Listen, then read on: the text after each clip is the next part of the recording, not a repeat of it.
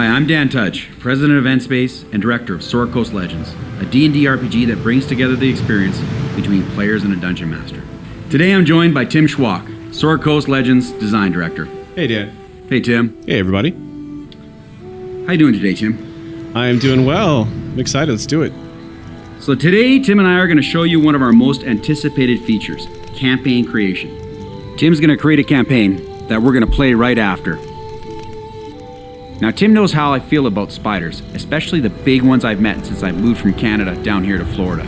So he's going to create a story that focuses around the biggest, nastiest spider he can find, a demon web terror. Our adventure starts in Luskan, where we've been searching for Eridan, one of the missing members of our order, the Burning Dawn. Now, Eridan was on an escort mission up into the Lost Peaks, but hasn't been seen since. But we found a ranger called Gwen who may know his last known whereabouts. Now, Tim's already set up Luskan in his campaign, but we're going to need to create Gwen. Tim's going to go into the creature editor here and create a female elf ranger. Now, we all know Tim's pretty fond of a certain dual-wielding ranger. I don't believe it's me that's fond of this ranger. All right, maybe it's me. Maybe obsessed is the word. So Tim's going to equip Gwen with a pair of scimitars.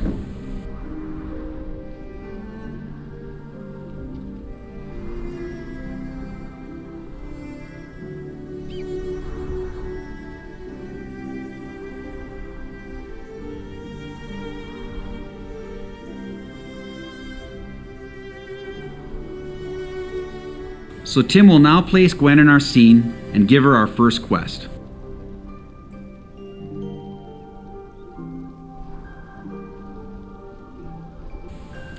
Now Tim's already gone ahead and wrote all the different dialogue options for this quest.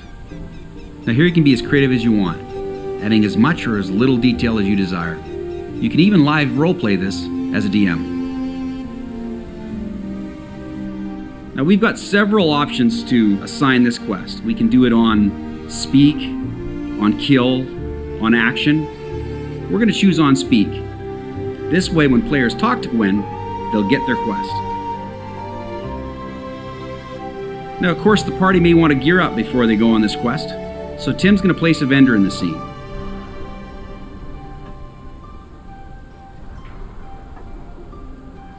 Now every vendor needs a cart, so he'll add one of those too.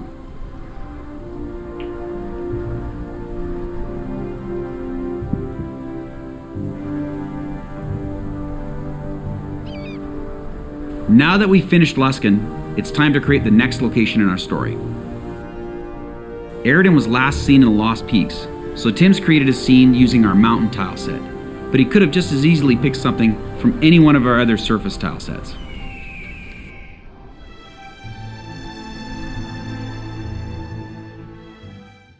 Now this location will open up on the player's map when they get their quest from Gwen.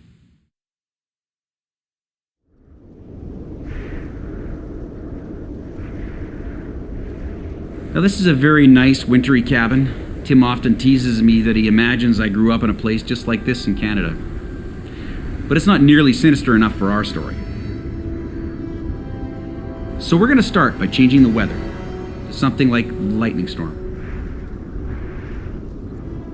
And then we'll change the time of day to nighttime.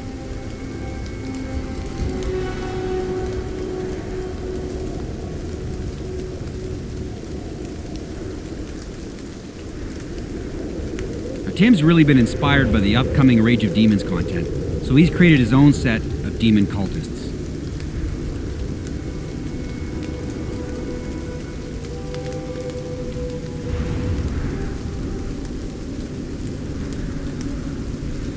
Now here he's gone through and edited every one of these creatures, changing their background, their equipment, abilities, stats, and appearance, right down to their skin tones and the color of their robes.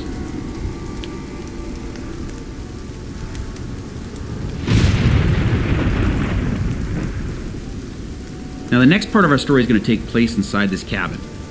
But before we do that, Tim wants to set up an ambush with his cultists. He's going to select the encounter, change it to ambush, set it to hard, and then move this ambush trigger to right in front of the door.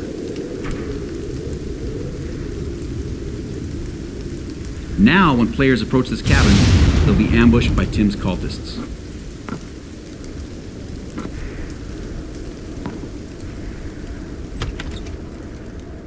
Alright, now Tim's gone ahead and set up every prop in this room, even given them custom descriptions. He's got hundreds of props to choose from, and he can even have these items kick off quests if he wants. Those cards on that table could open up another location far across the Sword Coast.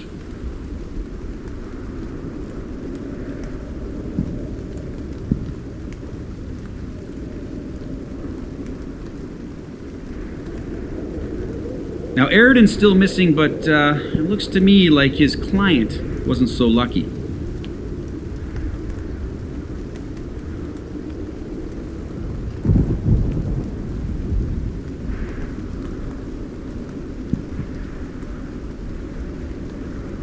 There's a lot of blood there, Tim. We're working on something. I'm thinking this guy died of a head wound. We'll have the discovery of this body, complete our first quest, and kick off a new quest that opens up the location of the cultist dungeon. We'll choose on action here, so that when the players search this body, their quests will update.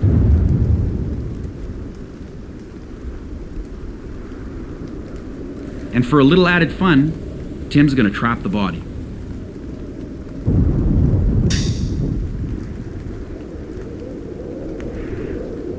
Now it's time to set up the cultist dungeon, and Tim's gonna do this from scratch. Here he's going to generate a dungeon, changing the description, the title, the icon, the amount of floors, the theme, the size, the complexity, and of course the tile set and creature sets. He's chosen 2 of his custom creature sets, his cultists, and a set of spiders. And we're also going to tie the kill quest for the Demon Web Terror to this dungeon. Ooh, scary. You ever seen anything like that? Every day in my garage, Tim. Now that Tim's got a dungeon he's happy with, he can start to customize it. He can do things like hide this area with a secret door. He can even hide this chest, setting a spot difficulty check so that players will have to search the room to find this chest.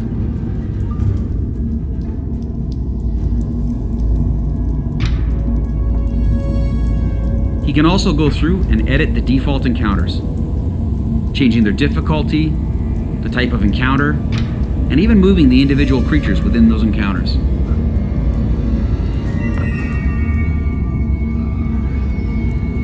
And of course he can place traps. Tim loves to place traps. He's placed the trap right in front of the ambush trigger. In the secret room, Tim? Really? They'll never see it coming.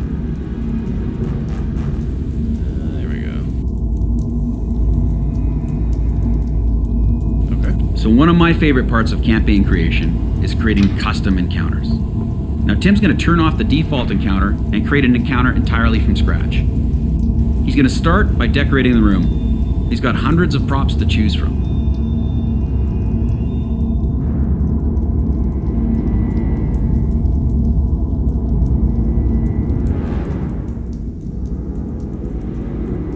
So what are you inspired by today there, Tim?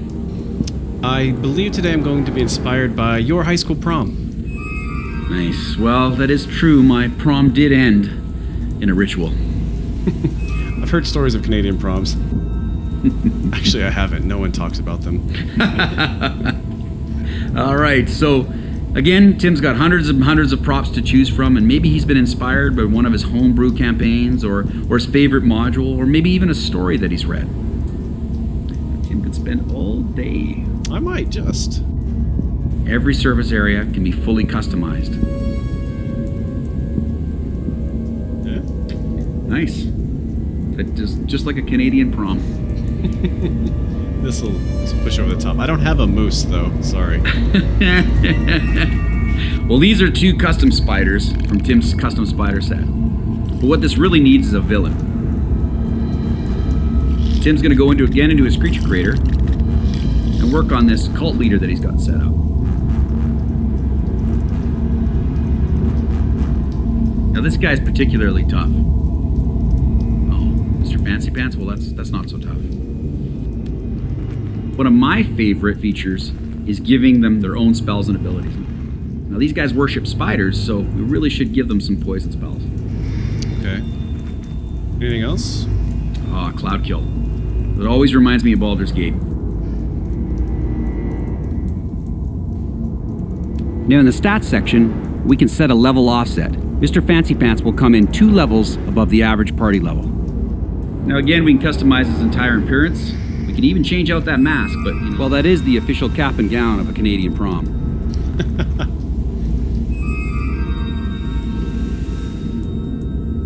So we'll place our cult leader, Mr. Fancy Pants, in the scene. Now we can even promote Mr. Fancy Pants to make him an elite Mr. Fancy Pants. Tim takes one more look around the dungeon. Again, he can customize this entire dungeon or any of the surface areas that he chose to create.